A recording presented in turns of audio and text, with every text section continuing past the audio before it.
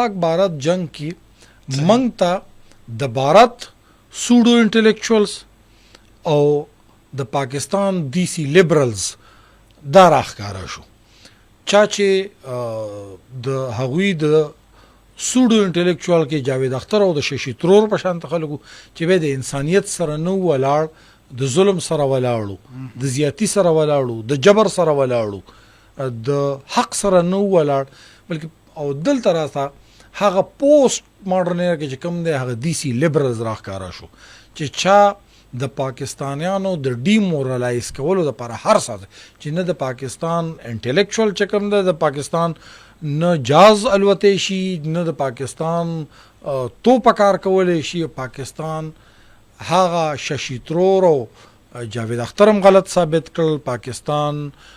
د پاکستان دغه دیسی لیبرل چې دی وخت کې د محیط پیرزاده په شکل کې، د شهباز ګل په شکل کې،